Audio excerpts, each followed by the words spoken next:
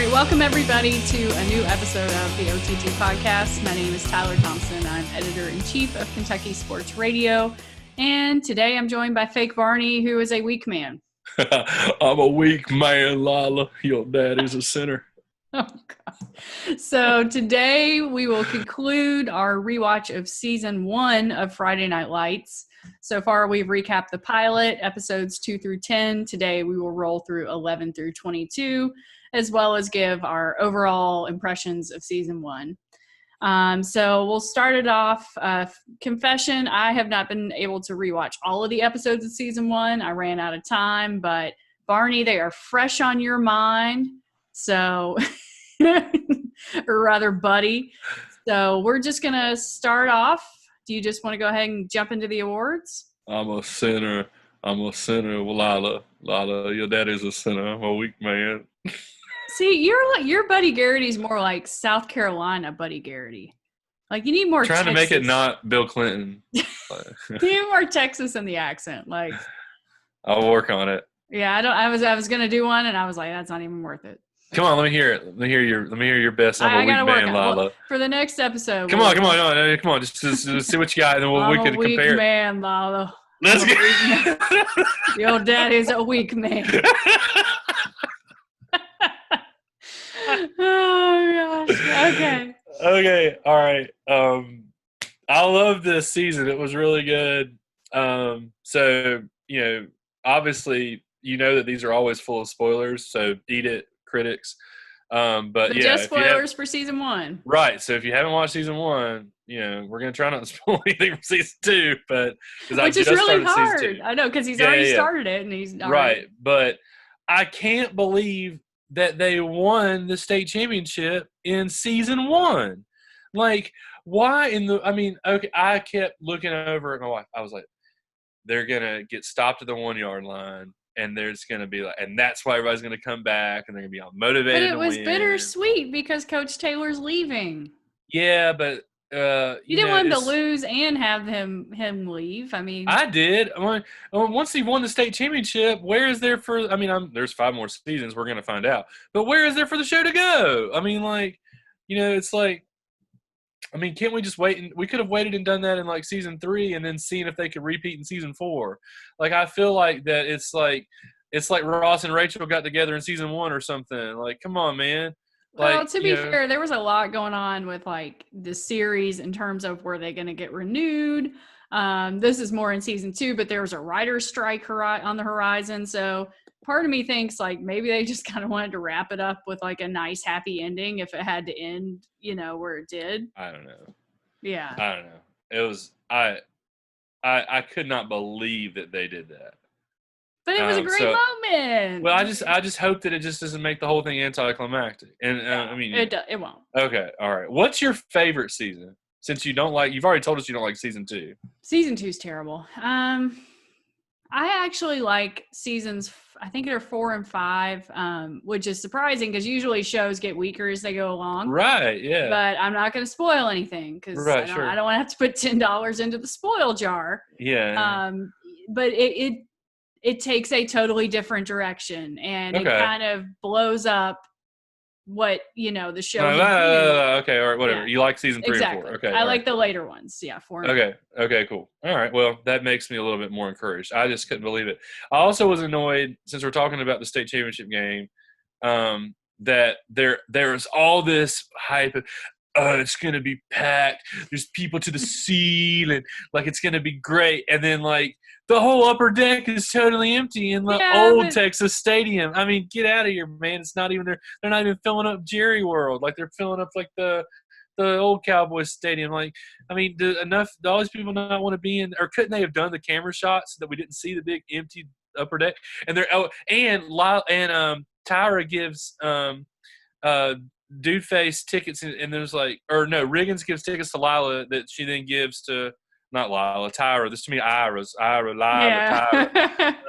That she gives to her mom and her stripper sister and to Landry. And he's like, sorry, their nosebleeds. They're in section 126. You can see the section number. So they're not on the field. I looked over Baby Bob. I was like, those are like the best seats because they're not right on the field, but they're in the lower level. Like it was like, sorry, I gave you these club level seats. I mean, like, get out of here, man. Get some extras, FNL. But have you never been to a state championship football game, high school? Not in Texas. Well, it's different in Texas. Everything's bigger there. Especially your buddy Garrity accent. I'd like to hear it again. But one more time. Well, I need more material fed to me. Like I can't just do it on cue. But what my point I want you to say Voodoo. I want you to play for the Panthers. Voodoo Tatum. You listen here. I got you. I can't do. I got you a prime opportunity to live, to be part of the Dillon Panthers. Take care of it. Put your ring in the air, Voodoo. So creepy. But my point was with state high school games, they're never full. The stadium is never full. Like the ones I went to when I was in high school were in the old Cardinal Stadium, which is, I think they just tore down. It was a piece of crap. And, you only have like very little of it full. It's never, high school is never going to be able to fill up an entire giant stadium. But I'm glad to see that Rayburn's back. Yeah. I mean, John Rayburn, recurring character in Friday Night Lights. He's not a bad person, but he did a very bad thing. So obviously we covered the main plot point of they won state. Coach Taylor is taking another job. This is not the Blood Wine Podcast. Focus. There's a lot of other stuff that happened that's in the second half of the first season. You had Tyra nearly, she got assaulted. Something bad nearly happened. Yeah, man, that was crazy. So heavy, man. Yeah, that was crazy. Yeah, and then Landry. Landry didn't save her. Tyra burned the guy. She burned him with a cigarette lighter. Landry was late. If Landry hadn't been late, none of it would have happened. Well, not like Landry would have been out there, doing jujitsu or anything. But you never know. It probably wouldn't have happened. Yeah, and then obviously Tyra or Lila and Jason, their relationship kind of. It looked like it was going great. They popped the question. Yeah, they got engaged, and then it just kind of blew up like we all knew it eventually would. Yeah, it was a good second half of the season. I liked it better than the first half of the season. Mm-hmm. Okay, I'll own up to it. Grandma in the car was pretty funny. Yeah, she was. I knew that would win you over. It didn't win me over. Again, that was a great had episode. We only run into Grandma on the first date episode and then again in the car, I would have been a huge Grandma fan. It's all the in-between Grandma that nobody needs. Oh, Grandma's great, but that is a really, really good episode, or part of that episode where they're all road tripping. And I love how they came up on Tyra. Or on Lila. They came up on Lila, broken down. I love that she got Buddy's biggest rival, the used car dealer. Buddy's like, right. I can't believe you went to. Buddy's my favorite character by far. Let's just rename this the Buddy Garrity podcast. Oh, he's like, I can't. Well, can we get Buddy? We can try. KSR is supposedly got his name's Brad. Brad Garrity. He might even be listening or watching this right now. Yeah, Brad, if you're out there. We're your biggest fans. If you look right now, this is Tyler's podcast, and she spends the entire time in your armpits, it's literally her favorite place to be, or is in your underarms. It's true. And so if you're listening to this, please come on our podcast. He's not on Twitter. I've looked for him. I already have tried to invite him. He's too good for Twitter. Yeah, well, he might be out there and just have only 10 followers or something. I don't know. But we need to get him. If anybody knows how to get Brad Garrity. Brad Garrity. All right. So do we want to jump in with our awards? Let's do it. All right. So I will let you start us off. We favorite storyline and least favorite storyline. What was your favorite storyline from the second half of season 1? Man, I loved the games. The whole I would say the football games were really, really exciting. The whole thing of, I mean, because I figured if they were going to make the playoff, that was what they should have done. They should have not even made the playoff, or they should have like barely made the playoffs just so Coach Taylor kept his job or something. But like, you know, there was some drama. I just don't know. I didn't know they're going to make the playoffs. Once they made the playoffs, I assumed that they were going to make the state championship game. But even then, I didn't know. I mean, I was like, you know, making it to the final. Basically, you just need to make it far enough that they don't. Because remember the first half of the season, I mean, like episode 2 or 3, it was kind of like Coach Taylor's job was on the his job was on the line. You know, I mean, he's the brand new coach, and I mean, what do you expect out of a brand new coach in his very first season? I mean, especially after he lost his quarterback, it would have been enough for him to just make the playoffs. Right. That's why I just can't believe that they, you know, jumped the shark possibly and had him, you know, win the state championship. But I loved my favorite storylines were the games. And I know the Mud Bowl's like your favorite, but like, I love the Mud Bowl. I love the all the playoff game, the whole drama about them getting in the playoffs with the Arnett Meade thing that we talked about a little bit in the last episode. That came back to haunt them like we all knew that it would. And then, you know, making the playoff, and I didn't see the voodoo thing coming until the episode before where they said, you know, if we end up winning, we're going to have to play Voodoo's team. And so Voodoo's back. I didn't even think about that because I thought he had gone to Louisiana or whatever. So he's back, man. So I loved all of my favorite storyline were the games. What about you? Yeah. I mean, yes, obviously. It definitely got more exciting as it went along, just like a season would or playoffs would. Right. I think my favorite storyline was Landry, like the emergence of Landry. Because we kind of got a taste of him in the first half of the season. He's this witty, you know, funny, good friend, best friend to Matt Saracen. Right. Can't take care of grandma very well, but, you know, everybody's got their faults. But he emerged as his own character. He started tutoring Tyra and Riggins, kind of struck up a friendship with Tyra. Right. I just think he's Jesse Plemons does a great job. He's just a friendship with Tyra. He wants to holla at Tyra. Well, it's a friendship for now, but yeah, he's so self-deprecating that he's one of my favorite characters in the whole series. But yeah, I thought that was a cool side storyline. Maybe not the most obvious one, but yeah. So that was mine. Least favorite was probably the Lila visits Jason in Austin stuff. Yeah, Jason. I could kind of see where that was going. Yeah, it was dragging out, but it's important. I get that, but like Lila and Jason's relationship, this whole second half it led to some really good moments, which we'll talk about later. But I think, you know, man, it was long and arduous. Like it was just like all of those.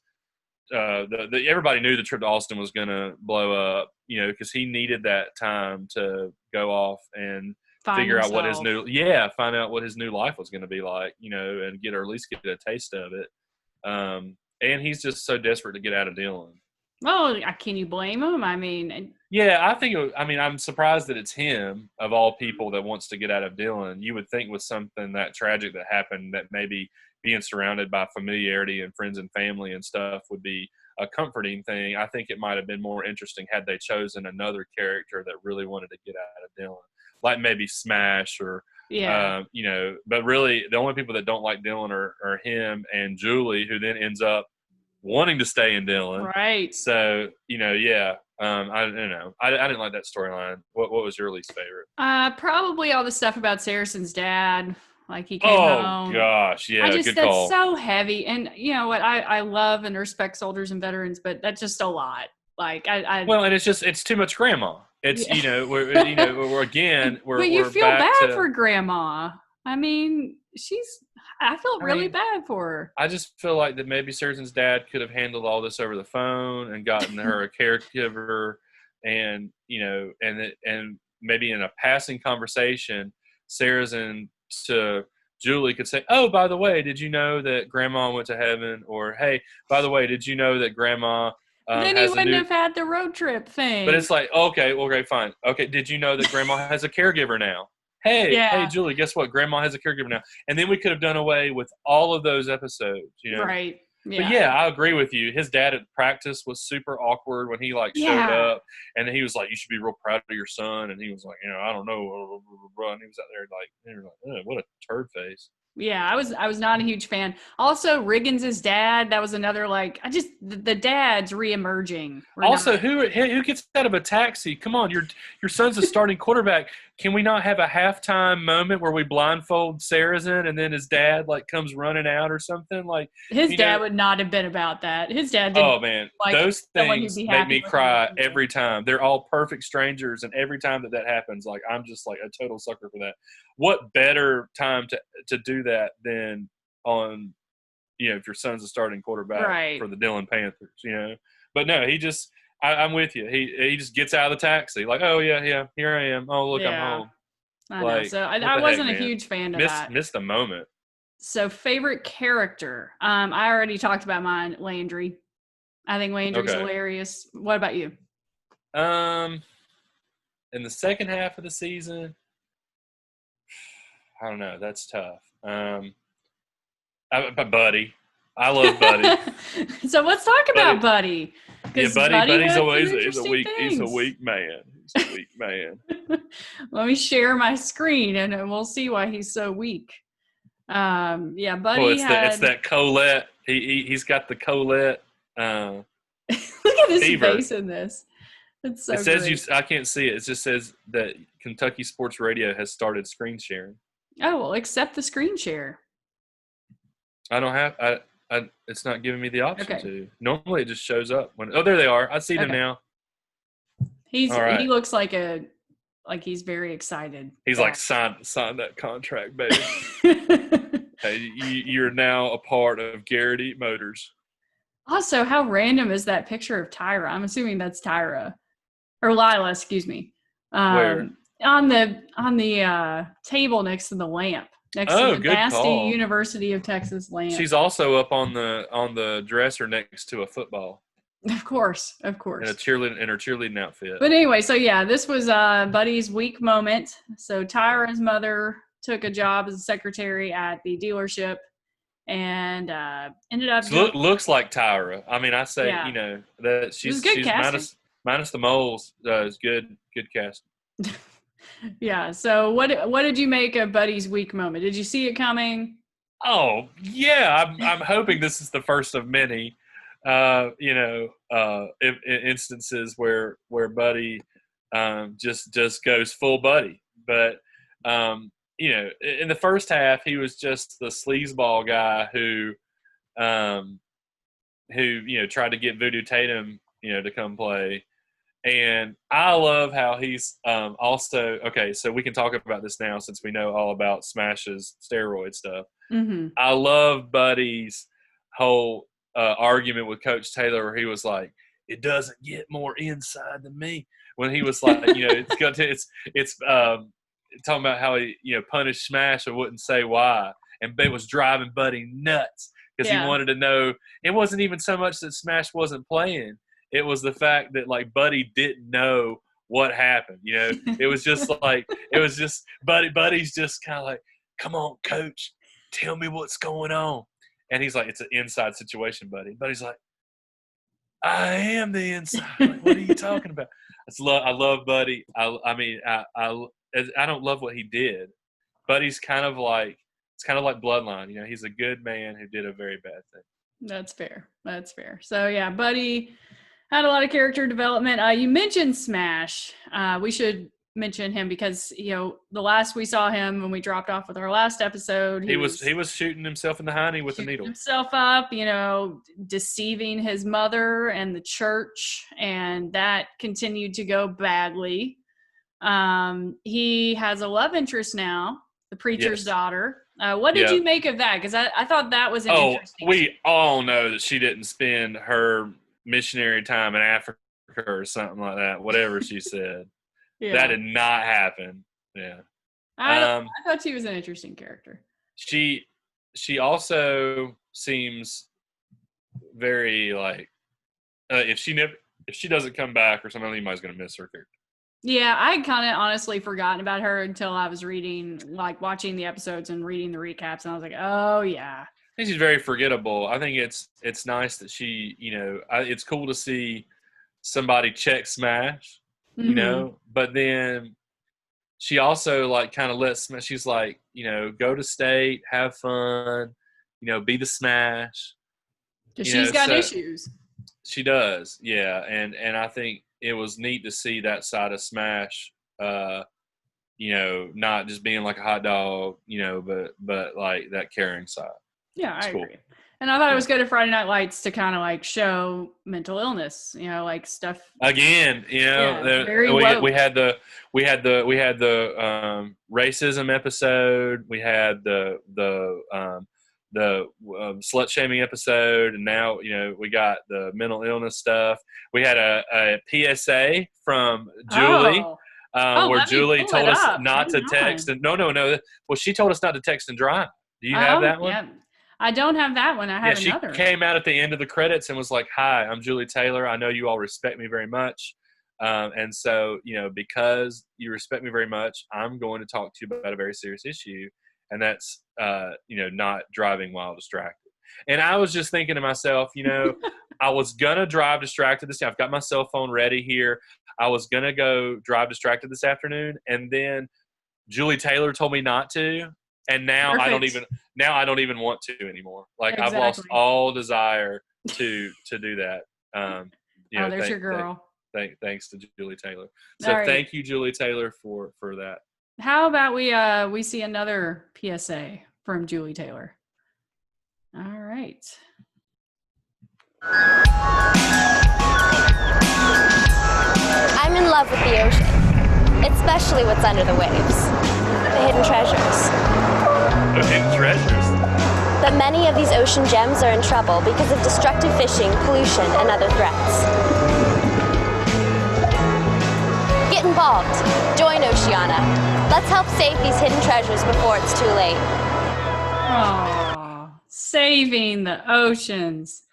It's great. When I think about hidden treasures, Julie Taylor. Is she your hidden treasure? I mean, Julie go through a lot this second half of the season. I love how she just comes out to Matt and says, Matt Sarrazin, it's time. It's time. She is, she knows what she wants. I will share that too. I mean, she said tonight is the night where two become one. She told him. I mean, he was like, Matt, tonight we're going to bone. That he was never going to be direct enough to do that. I mean, yeah, but she was just like, she was out of nowhere. She just was like, Matt, tonight we bone. And then he goes, okay. Okay, Julie. Okay, Julie. Okay. Okay. Let's go. I got so-and-so's lake house. Also, come on, Tammy. Whenever Julie says she's going to hang out with Lois, we haven't even seen Lois. There's no Lois. That's so, come on. I mean, how dense are you, Tammy?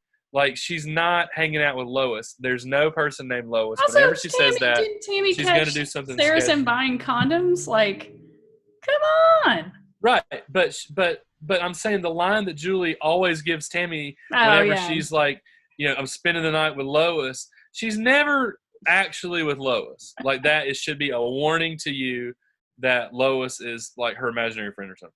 Right. So these two get very close, obviously. They do the deed, and then... No, they don't do the deed. Oh, I thought they did.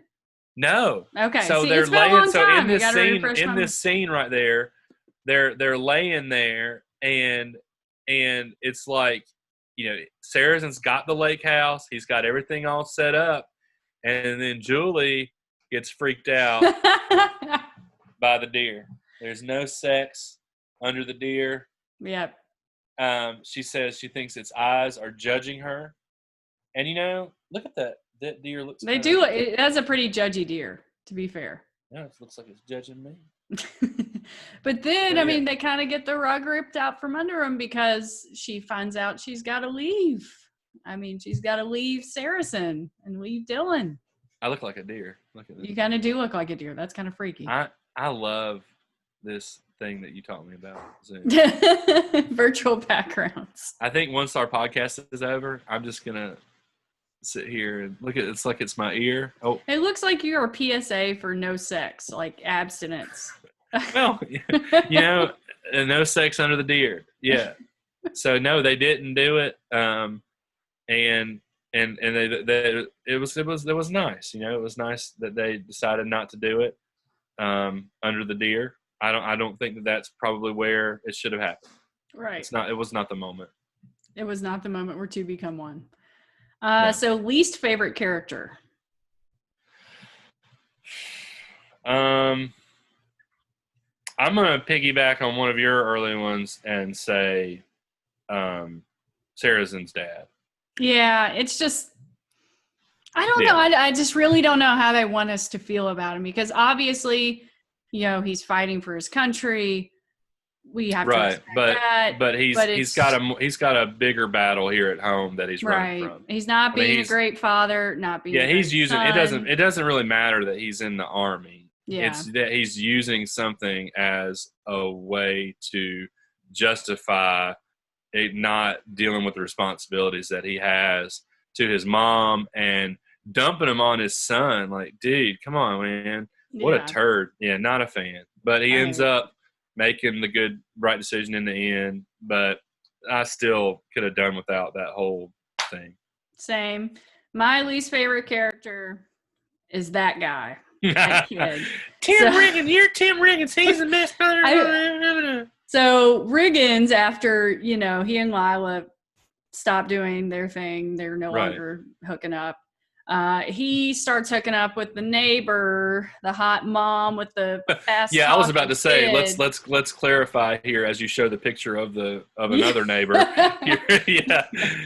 No, but I mean, talk about I've talked about in both episodes so far how one of the things that I love about the show is that it's not predictable.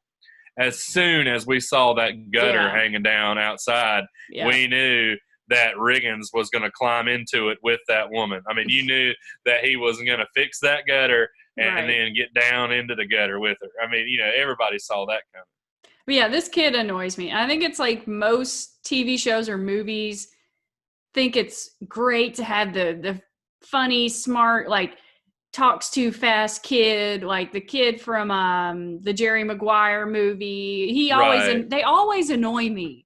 Yeah. I'm like, no kid actually talks like that. Like, we talked about double standards in the last episode too, about how it's different for girls, but how creepy would the role reversal have been if this had been a 35-year-old man and Minka Kelly?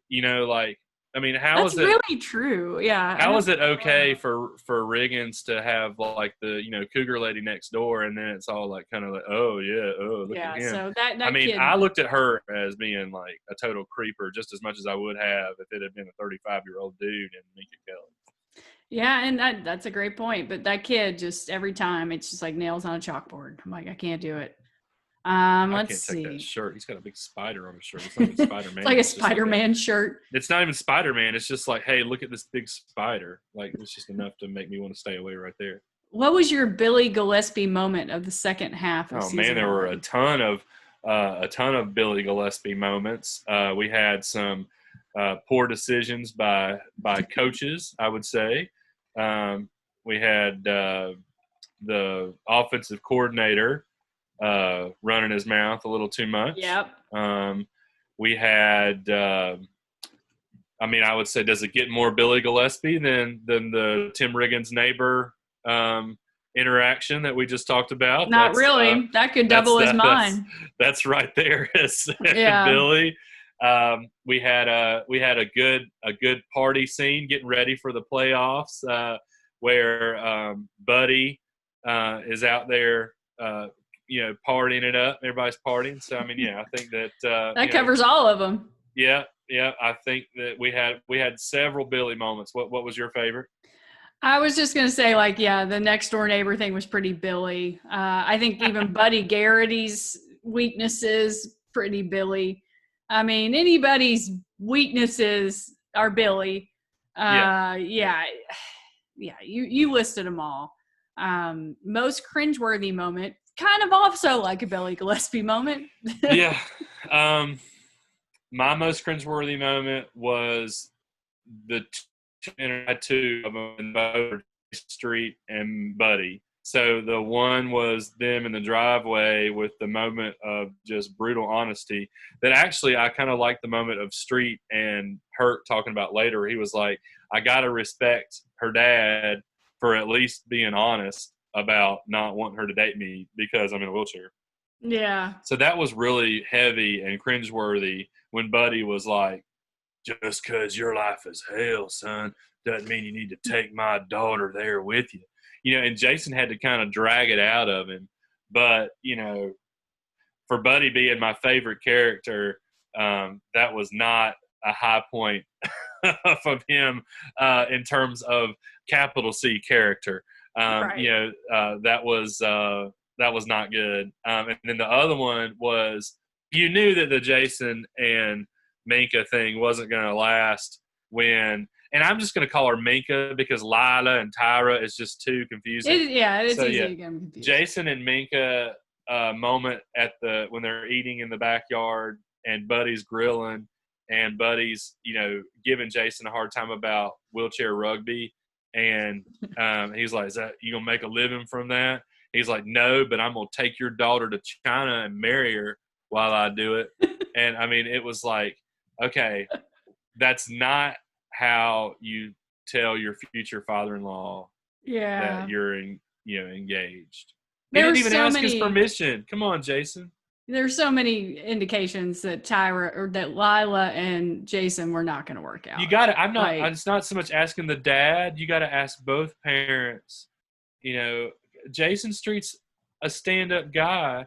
How did he not find time to go and sit down with Mama and Dad Garrity and have a conversation about this so that it didn't end up coming out over hot dogs and hamburgers? You know? Yeah. I mean, what did Mr. TT do when he? I want to hear this story. He, unbeknownst to me, drove to Danville and asked my dad for permission. See? And he did it upright. And it's hilarious. I should have him on here to tell this because he loves the story. He took a sick day and he was like, I knew he wasn't sick. We were living together at this point. We were living in sin. Oh, look, you should have listened to the deer there. Right. We had no deer heads in our house. But anyway, so he was like, I'm just going to hang out at home today. And I was like, you can't do that. That's wrong. Like I was being obnoxious and I was like, if I have to go to work, you have to go to work, blah blah. And he actually was and he drove up to Danville and took my dad out to lunch and asked him for permission. See, why couldn't Jason have rolled himself over there and done that? I mean, come on, man. Yeah, come on, dude. So those were super cringeworthy moments, all those interactions with him, because then you're like, man, this is not gonna last. You could see by the look on Minka's face that she was like, yeah, when I was a little girl dreaming about the moment that I tell my parents that I, want to spend my rest of my life with somebody, it was not going down like this. Yeah. I think that was the beginning of the end. Yeah. Any Jason and Lila moment from I think in the second half of the first season is just because I'm like, ugh, just over it. Yeah. There especially were a lot of cringeworthy moments with that girlfriend too that you mentioned, like the bipolar stuff. Yeah, I know. I don't know how I feel about her. I liked her, and I think you're right that she showed a different side of Smash, but forgettable. My most cringeworthy moment, I mean, the Tyra assault stuff wasn't great. That was hard to watch. Yeah. Oh, and it just came out of nowhere too, like because the whole town is at the playoff game, and so the only losers that are still around are Tyra and Landry and a rapist, So I know. Like, they're like the only people that are around, but no, I didn't see that coming at all. Yeah. Yeah. I mean and then all of a sudden you're just like, oh, this show is like, whether it be the drama on the field or off the field, like there are some cringeworthy like moments, but that are done in a way that you're just like, oh my gosh, just like total drama. Best sports moment. I'm just going to go ahead and say the whole Mud Bowl. Like, I loved it. I loved it. Cool. I loved the whole thought of, they obviously couldn't use either stadium. They couldn't decide on a stadium that was fair or neutral.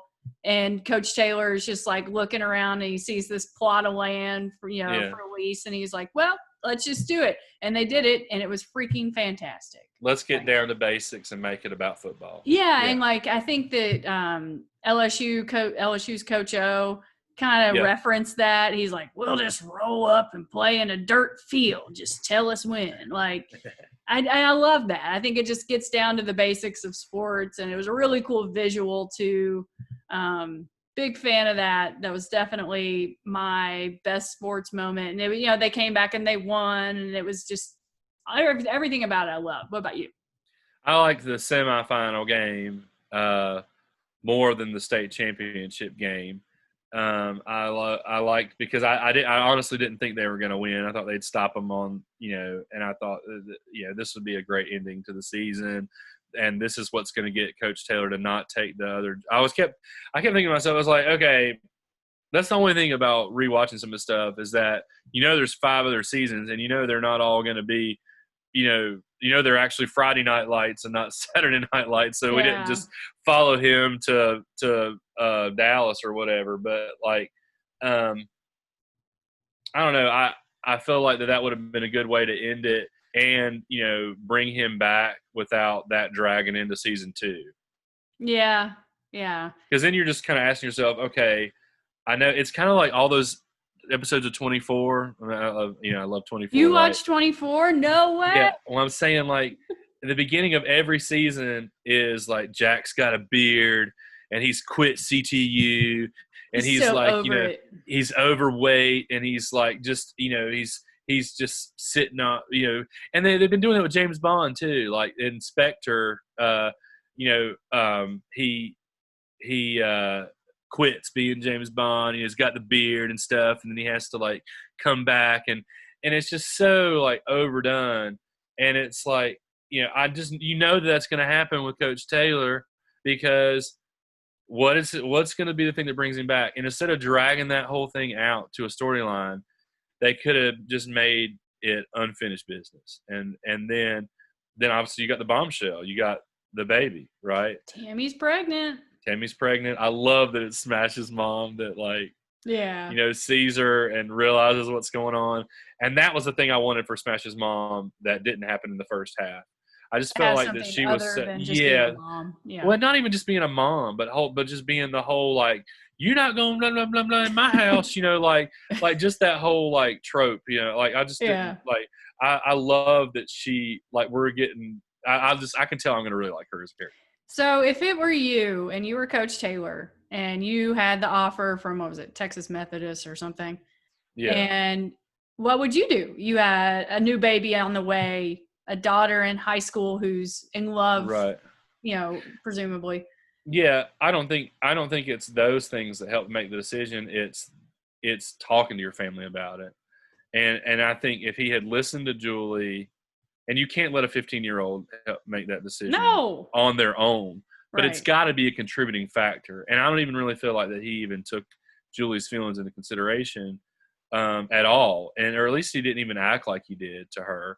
He told her in the car that he was going to respect, that it was going to give him pause, but it really didn't. But I feel like Tammy, again, you like her a lot more than I do. I feel like that she should have been a little bit more. Sometimes us guys need help, okay? And sometimes we don't read between the lines very well. And I feel like that instead of her saying, maybe we can make this thing work where you're there and I'm here and all this stuff, he should have listened to her, and she should have been a little bit more direct that I just don't feel like that it's a good idea right now. The timing's just not perfect. And he should have never gone. And I don't think that I would have gone had I listened to the family. But what if this is his only chance to coach? It's not. It's his first year coach. He's also not even leaving to be like the real coach. He's leaving to be a quarterback's coach. Think about all the Kentucky assistant coaches that have had all these opportunities through the years, and they've turned them down knowing that something better is going to come along. I mean, we got our coach that just left recently. KP. And KP's had offers all over the place, but it wasn't until the Knicks with World Wide West and all that stuff going on, and it's New York City. I mean, isn't he so glad that he didn't become like the assistant coach at UAB or something like 5 years ago. Or even just the coach at UAB. Yeah, man. I mean, I'd much rather be the top assistant in New York for the Knicks than and it's UAB. not like TSU or whatever the fake colleges they made up was that's supposed to be like TMU. It's supposed to be like TCU, I guess. But like that's even being the head coach there, I mean, from a high school to there would be a pretty good jump. But it's not like it's unheard of. I mean, it's not like you're jumping from a high school coach to the Texas head coach. It's TMU, like, come on, man. You don't leave to be the quarterback's coach there. Get out of there. It's an interesting way to end the season, though, because he came and then he's going. I mean, and they won the state championship and they did all of these things and then it's just all over. Like, what other show would I know you said it was too predictable that they won, but they did kind of blow it all up. Yeah. I mean, because you don't know what's going to happen in season 2. But he's coming back is my point. You don't know how he's coming back, but he's coming back. And that's my whole thing about the predictability of the whole, I quit, look at my beard. I mean, he did everything but grow the beard. I mean, normally they look like Coach Cal eating ice cream, and then they, then there's this moment where they start playing like instrumental music, and he starts shaving off the beard, and he's like, I'm going back. Man, is Cal gonna shave that beard whenever we actually have basketball? Please. I like Shannon the Dude's idea of him just pulling it back in a ponytail. Like a man. He keeps talking every single time he talks on one of these videos he does. See my man bun? Almost got it back into the man bun. Like, he's obsessed. I think that that's the one hip thing that his daughters have told him about. Yeah. I miss him. Yeah. I don't know. We'll see. It'll be interesting to see. We're recording this on the day of Shannon's walk. You think he pulls it off tonight? I think he does, just out of stubbornness. Like, I don't think he quits. I don't think he quits. I think he runs out of time. Oh, you think so? Yeah, I don't think that he quits. I'm with you. I think he's determined, and I think he's there. But the pace that the marathon runner guy set, he started off running about probably like you and Matt. I mean, the way that you guys run. I mean, he started off running a marathon runner's clip. I do think it'd be started easier walking. If you're used to running, like if you've trained to be a runner to run 50 miles, than it would be if you had no training and tried to walk it. It's going to be interesting to see when Shannon hits the wall. It could be as early as like 2 miles when he starts to realize the enormity of the task. Yeah. But I don't think he quits, but I think he'll need to start taking some breaks, and I just don't see him. He's going to have to move pretty steadily and pretty quickly. And so, I mean, I think that guy that did what was his name? Do you remember the guy's name that did Travis York. Yeah, Travis. So I think Travis he set a good model for Shannon that go ahead and try to run or jog at the beginning when you're not exhausted. And then you can walk the rest of the way. If Shannon doesn't do that, I think it's going to be difficult for him to finish on time. But I don't see him quitting, so I hope he makes it. Well, we'll see. I mean, obviously, by the time most of you all watch this, even probably by the time it's posted. Are you going to try to stay up and are you going to check in on him at 2 a.m. or something? I don't know. I've got site duty tonight, so this is Thursday. We're taping it, and so I have to run the site tonight. So I'll see his send off. I'm not going to wake up at 2 a.m. I feel like I want to just set my alarm on my phone for 2:30 just to see is there going to be a way for us to check in on him? Oh yeah, we'll be streaming it live on KSR's Facebook page. The whole thing? I think just certain parts. We're just doing live look-ins. Okay, so if I want to set my alarm for 3 we will have the schedule up. Again, this is going to be a moot point by the time people are watching this. Well, I guess I could put this up tonight, but yeah, so I'm really excited. Give Shannon something to listen to while he's walking. Yeah, he's going to need it. 20 hours is a long time. So season 1 is done. I know you're already on to season 2. Barely. Just I'm going to try to do this more on the same pace as our podcast now. That's good. And which you can do too, because we're going to try to watch. I would say for our listeners, out there, we usually watch maybe like 2 episodes a night. I think sometimes we'll get crazy and do 3. There's only there's a lot less episodes, a lot fewer. I think there's like 15. And, but Tyler and I are going to do the same format that we've been doing. So we're going to do the first half of the season and then the second half / recap. And something that we could do, which would be, I think would add some, because we're learning how to do this on the fly. Maybe for the mid-season episode, like give our mid-season, like not our predictions, but what we want to see happen. Obviously, I know what is happening, like that. Yeah. But like, it could be a fun way, like, like a choose your own adventure kind of thing. So, I like it. all right, cool. Yeah. Well, we had some feedback. I asked people for their favorite moments, and this is more in the last episode, so the first half of season 1. Okay. But SnoopCat65 said his favorite season 1 moment was when Coach Taylor tells Saracen he needs to loosen up, take a girl out, dinner, movies, get her in the backseat of your car. Oh, that was not terrible. realizing he had asked his daughter to go out. Yeah. That was classic. Yeah. Yeah, so that was good. Keep sending us your favorite FNL moments. I'm at Mrs. Tyler KSR. He's at Fake Barney KSR. Any other awards that we have? Let's see. We have the most real moment, which I was struggling to come up with that one. Okay. Did you have any? Has anybody walked in on you in the shower? No, I'm just kidding. No, but gosh, Buddy spinning that was why Buddy was my favorite character. I mean, just the hilarity of, it's like, oh, he's still here.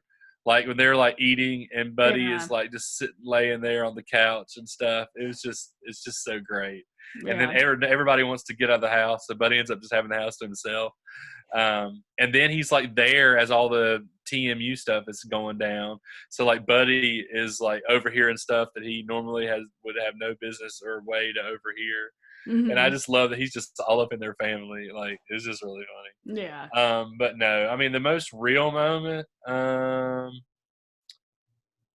don't know. I would say probably that scene with Smash on the floor of the kitchen with his girlfriend.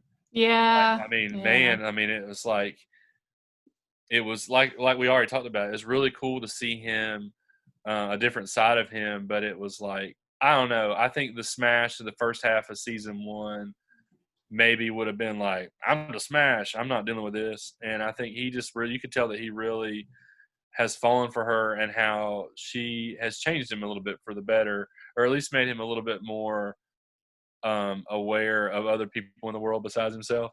Yeah, he's had a really good developmental arc. Like really he went cool from arc. Top of the world, cocky, whatever, to he kind of messed up in front of the scout he was trying to impress, which led to the pressure and the steroids and lying to his family and his church. Yeah. And then he, started dating this girl, and I think it was a good character arc for him. I don't agree with all of the storylines. Like, I hated the steroid thing, like we talked about. Right. Tyra's character arc has been all over the place. Yeah, I liking her a little bit more though, like you said I would. Yeah. They've decided to make her more than just someone who sleeps with random people. The floozy. Again, in the first half of the season, I just don't think they knew what to do with her. And they're like, well, let's see. Yeah. She could either be the town floozy, she could be the girl who wants to get out of the town. Right. Whatever. But I loved the Tyra and Lila stuff on the side of the road. Yeah. Where they finally got all that stuff behind them. They talked it out. And then they all pile in Landry's car. It was so great. And they're singing along. Yeah. That was such an awesome scene. And poor Landry. I mean, he just is trying as hard as he can. And like, I love Landry so much. And there's just like, he's trying to have his moment where he goes to Dallas with Tyra. And ends up going to Dallas with half the town in his car. So. I'm going to have to go back and watch that episode. I forgot how much I love that one. It's a feel-good episode. And, I love Lila. Man, God, you keep telling me that I'm not going to like Lila, but I love her, like, wrecking Buddy's cars in his dealership. Like, that was great. Like, and then she goes to his biggest rival and gets, like, the rental car or and then I love that Buddy's big rival gives her a lemon, that breaks down on the way. So it's like, it's classic. These car dealers, and Dylan are just total jerks, I don't think I said this in the last one, but I hated her PT Cruiser so much. Yeah. That And then all of a blue sudden PT she's Cruiser. driving the new car because Buddy's trying to get her back. So Right. he gives her a new, it's just, and that's so Buddy too. It's like, Right. how can I win over my daughter? Oh, okay, I'll give her one of my cars that cost me nothing. So great. I mean, in terms of character arcs, Saracen obviously has come a long way, but he's still going through stuff with his dad issues, taking care of grandma. Julie's getting ready to leave. Riggins, again, all over the place. But, he had a nice state moment. So, Jason Street, he ends the season as an assistant coach, and he got to give the big pep talk. That's I like that. I like that role for him. And it keeps him around. Yeah, when he's mentoring Saracen, I think that's kind of a cool thing. Oh, yeah. I liked it when you could see kind of the main guys, like at the night when they did the night practice. Yeah. So it was like Riggins, Smash, Saracen, and Street. Yeah. And they were like out there together, just the four of them under the lights and stuff. Then it's kind of like great scene. You never see the four of them together because they're all off doing their own thing and aren't really alike at all. But you can see that there is a friendship there. It's probably not a really close friendship all four ways, but there's connections there within that group. And it was cool to see the main four characters on the guys' side, minus Coach Taylor, having some screen time. Totally. Well, any other things you want to talk about? I mean, like the state championship game was, it left a lot to be desired to me. When did the new Cowboys Stadium get built? It was in Texas Stadium. They did all that build up about not filling it up, and then about how it's going to be packed out, and then it wasn't even filled up. I don't know. I wanted a lot more from when they finally won state because it had been so long, and just let me down. Texas Stadium was demolished in 2010, so I guess Jerry World was built, and 2009 the Cowboys moved to AT&T Stadium. Okay. I can't believe it's been around for 10 years. I remember going to that stadium for the Baylor ice game, and then later on that season, the Final Four, and that place is incredible. I was there for the regional with one of my friends is the head coach at Florida Gulf Coast. Yeah. And when they went on their Dunk remarkable City run, Dunk City, and so I went down to Jerry World because that's where the regional was, where they played Florida and lost. Right. Was there. Well, that's your Cowboys Stadium update, in case you're tuning in for that. It's just I wanted more out of the I just hope I'm excited that you said that the later seasons are your favorite, because if season one was, everything that we had just been hoping that we would get to, and now it's over with, then I'd be kind of, not excited about finishing the podcast. But I'm like, okay. You'll get momentum, and the seasons are a lot shorter, so it's easier to get through. 22 episodes is a lot. Yeah. And, and I found out, so I was preaching, everybody could watch it on Peacock and no ads. I ran into the ads. There must have been just you get so many days without ads, or you can watch so many episodes without ads, because now I'm hitting the ad walls, and I'm just get it on iTunes. It's super cheap. Yeah, I mean, I also just got the 1960s Batman on iTunes. Oh, God. We are not podcasting that. Yeah, I've just watched the first 2 episodes yesterday, and it's just as good as I remember when I was a kid. We're not going to podcast that. All right, well, whatever. All right, well, give us your best Buddy Garrity, clear eyes, full hearts. Clear eyes, full hearts. A week. Can't lose. Can't lose. Go Canes. All right. Season 2 next week. Watch. You ready? Sinner, Lila, your dad's a sinner. Bye.